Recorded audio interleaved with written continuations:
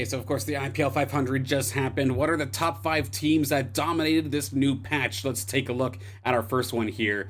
Number 5 is going to be Aegis Toxic. The entire point of this squad is essentially just to put all your eggs into the Rip Lance's basket. You want to get all of your attack damage augments, heck, even Omega power augments onto this thing because it can absolutely go nuts. Pick yourself up a weapon. You have plenty of water, plenty of grass weapons to take. Preferably find a fighter one, like say the one above me here, the nature sword. This one will allow you to get toxic extremely quickly, just hooking it up to either your Caradulo, hook it up to your Axon, and you'll get toxic extremely quickly. Then as soon as you get Riplance, or not even Riplance, you get Riptor, you get the little guy. You bind yourself to them. The fighter plus fighter means you're going to get Berserker. You'll get Berserker level 2.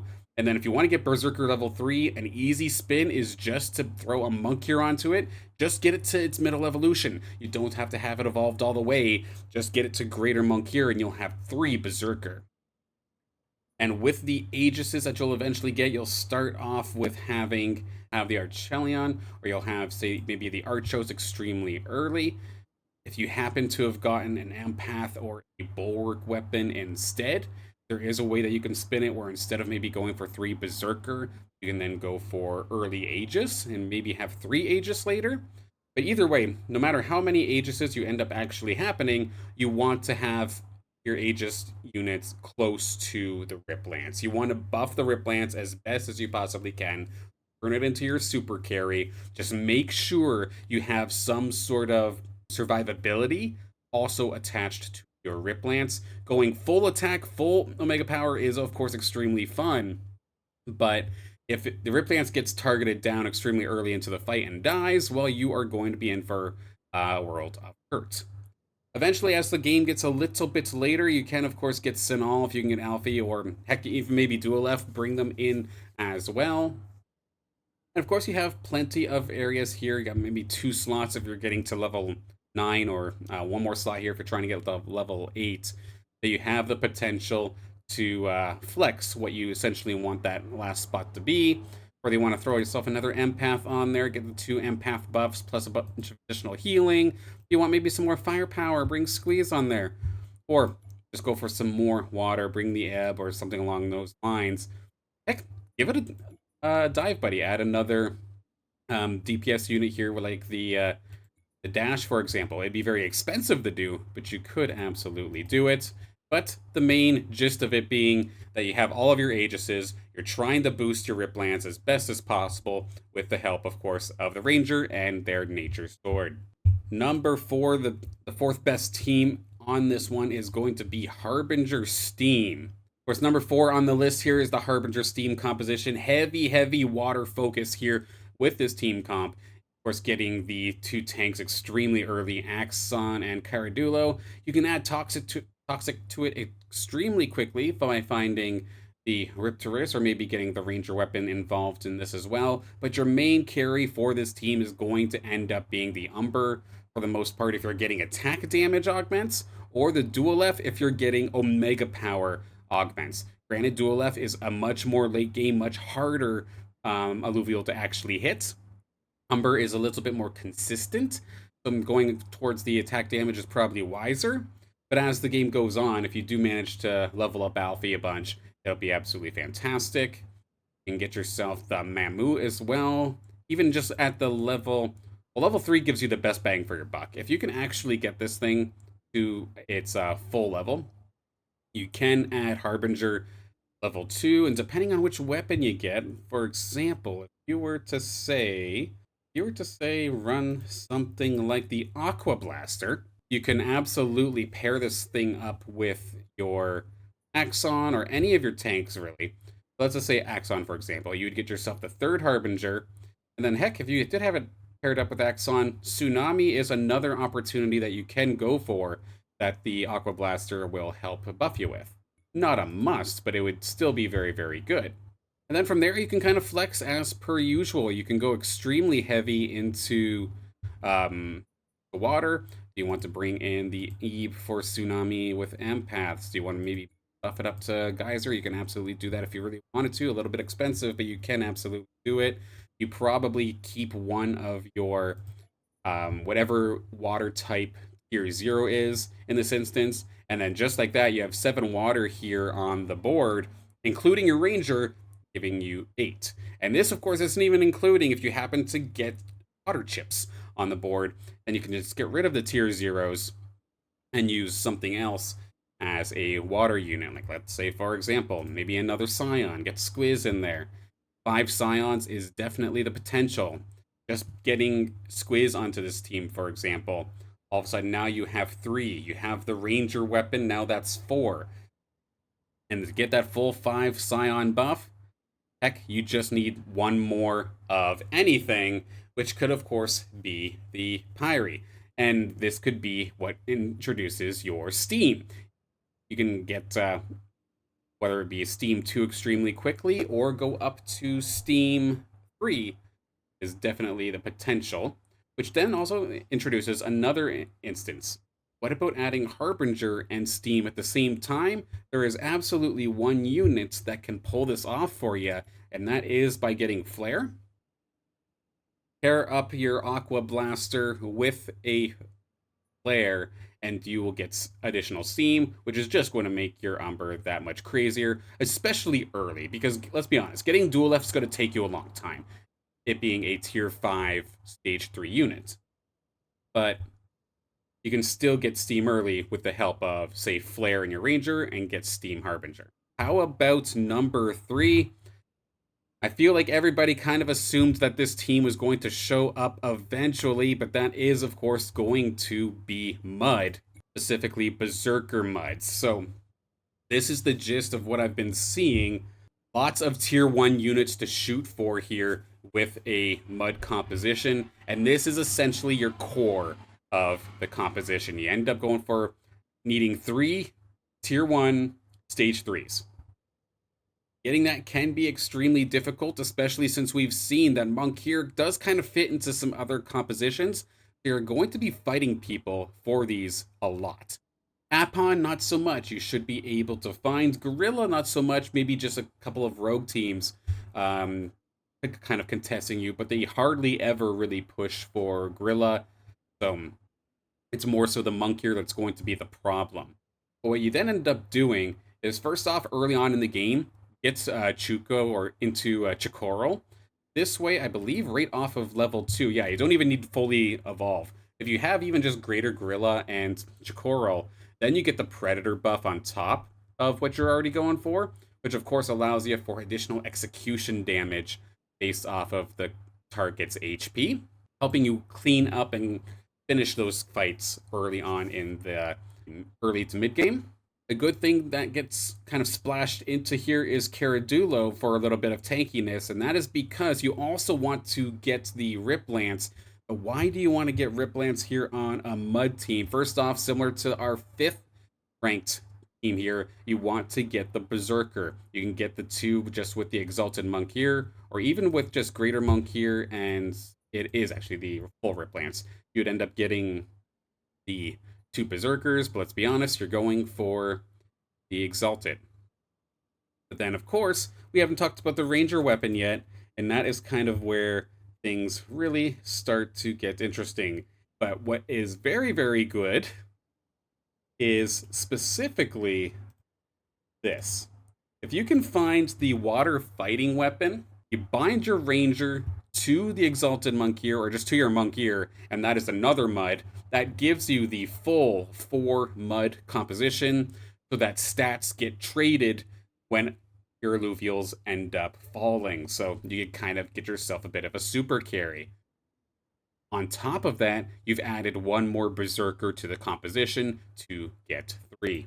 Still does allow for plenty of flexibility. If this is the core team, you can really kind of put your spin on it however you please. If you want to go for some more Earth and just essentially try to become indestructible, you can absolutely bring in Tianti, for example. You can bring in Valiant for a little bit of extra front line, and you already have the 5 Mud, or not the 5 Mud, the 5 Earth on top of Mud, and Granite as well, becoming an absolutely tanky monstrosity.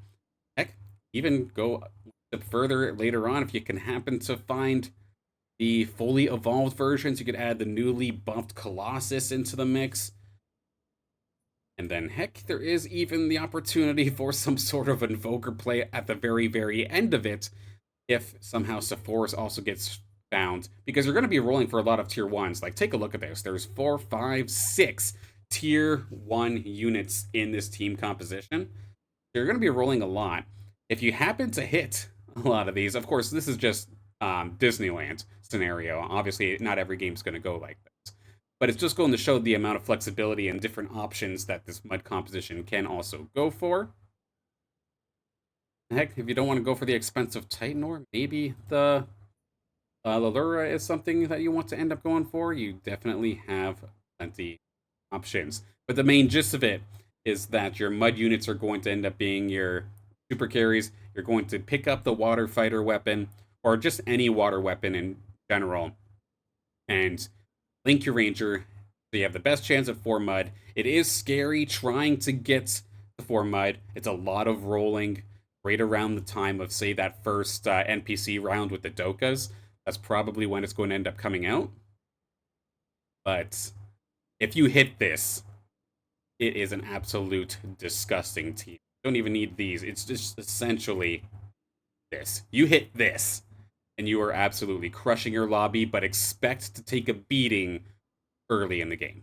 Number 2 on the list, Arcanite Inferno, with fire being buffed in the last patch. We're starting to see a lot of it, and this is kind of what everybody's been going for. Ace has never been more popular because of being able to rush Inferno. It's absolutely insane, and you can really get flexible with it because as long as you have any fire weapon, you can pull this off. But the best one that I've been seeing to help proc the Arcanite side of things is either one, this guy, the Boomerang. You get this in here and then you pair it up with the Ace. You get Arcanite extremely quickly, and proc the Inferno. It'll let your Scoriox or your Furiox, whatever you happen to be. As long as it's a Furiox, you get Arcanite. So just get the middle stage evolution relatively quickly. Got that on board, and it's absolutely disgusting. Ram Fire here as a late game super carry kind of option if your economy goes for it. But let's be honest, most of the time you're probably just going to sit on to Ram Fight. But that's not bad either. You do have the Phantom buff on top of it, so you can get into those hard to reach places without getting targeted down and blow up the competition. Yeah, just Inferno has been so good, essentially.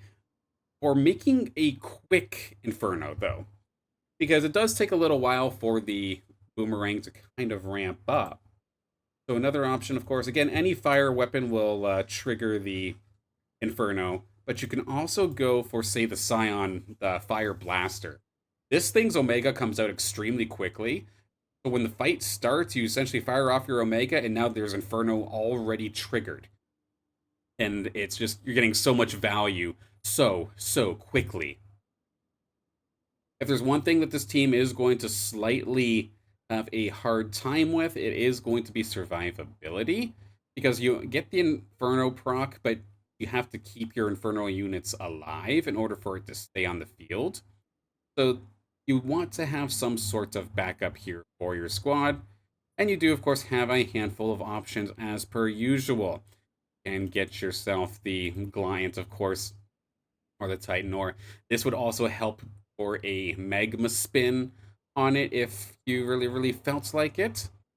And if, let's see, is there an Earth Scion? You absolutely could. Say if you brought Tatofi or you brought Tianti into the team as well, you would then, if you had the Fighter Gauntlet, you can bond with the Tianti, and you would end up having Arcanite Magma. And you can kind of spin it that way. And just having a bunch of different options with your squad here. It's a very flexible, very high damage, and by getting the Ranger to be the next fire unit, that does give you the new 6 fire, which is extremely powerful. Now doing a portion of max health as pure damage, and it's much, much easier to get. You're going to see this a lot.